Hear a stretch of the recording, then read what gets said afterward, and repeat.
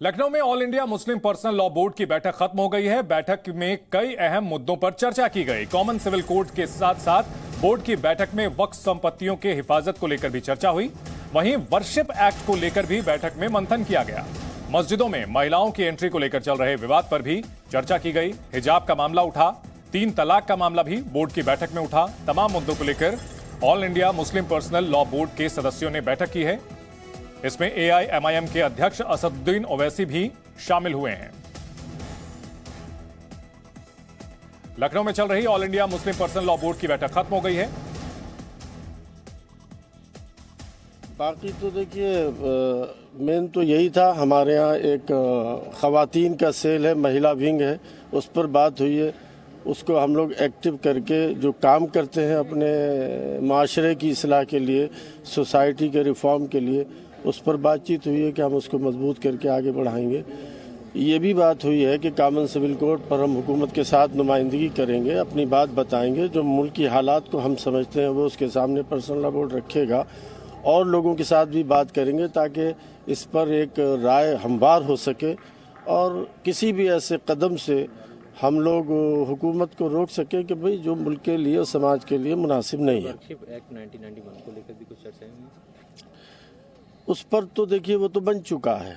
अब उसकी चर्चा सिर्फ ये है कि उसको नाफिज होना चाहिए, उसका इम्प्लीमेंटेशन होना चाहिए। वो अगर नहीं हो पा रहा है तो उसके लिए हम लोग कोर्ट भी जा रहे हैं, आवाज़ भी उठाते हैं। ठीक है, थैंक यू। मुझे यासीन अली उस्मानी कहते हैं।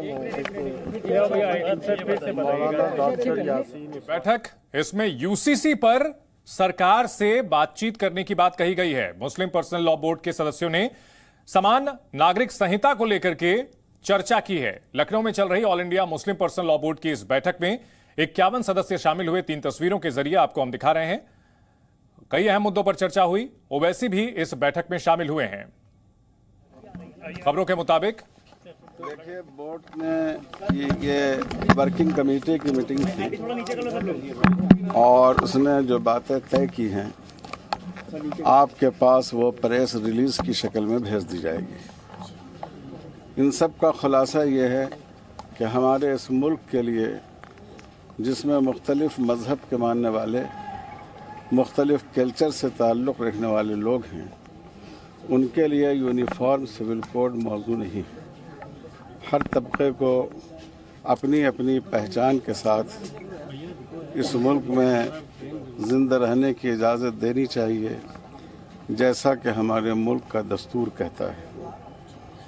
इसी तरह इस वक्त आसाम में जो गवर्नमेंट की तरफ से गिरफ्तारियां हो रही हैं, अरसा पहले किसी की शादी हुई, उस वक्त वो उसकी उम्र कम थी, आज उसको गिरफ्तार किया जा रहा है।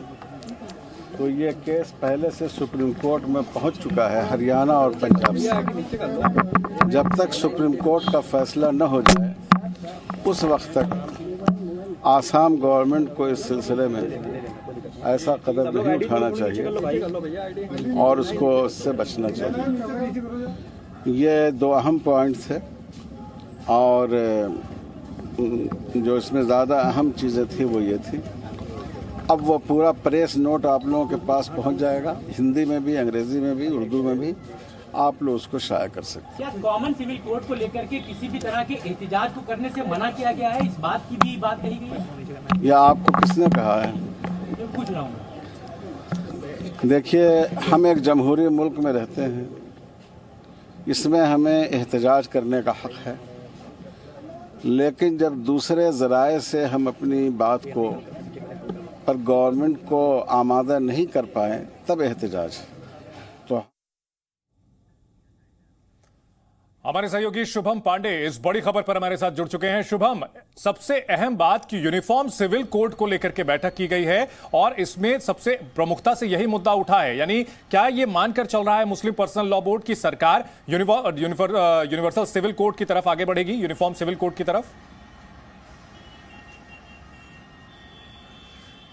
जी देखिए, बिल्कुल चंदन, बीते दिनों देश के तमाम राज्यों ने इसको लेकर के बड़े फैसले लिए हैं और ऐसे में केंद्र सरकार की तरफ से भी इसको लेकर के थोड़ा सक्रियता दिख रही है। तो लिहाजा मुस्लिम पर्सनल लॉ बोर्ड की आज एक बड़ी बैठक थी और राजधानी लखनऊ में सुबह करीब 10 बजे के आसपास ये बैठक शुरू हुई है। तमाम जो उसके बड़े पदाधिकारी हैं वो इस बैठक में शामिल हुए। असदुद्दीन ओवैसी इस बैठक में शामिल हुए, महमूद मदनी समेत तमाम पदाधिकारी इस बैठक में रहे। खास तौर से इस बैठक का मुख्य एजेंडा आज यूनिफॉर्म सिविल कोड को ही लेकर के था और इसको लेकर के कैसे क्या आगे आने वाले दिनों में खास तौर से सोशली और कानूनी और इसके साथ साथ पॉलिटिकली क्या एंगल रहने वाला है, क्या लड़ाई लड़ी जानी है, इसको लेकर के आज ये बड़ा मंथन हुआ है और इस पे कैसे क्या आगे आने वाले दिनों में किस दिशा में बढ़ना है, इसको लेकर के आज इस बैठक में मंथन किया गया है। और अभी थोड़ी देर पहले ही ओवैसी इस बड़ी बैठक से और उसके साथ साथ तमाम पदाधिकारी बाहर भी निकल चुके हैं और बैठक खत्म हो चुकी है।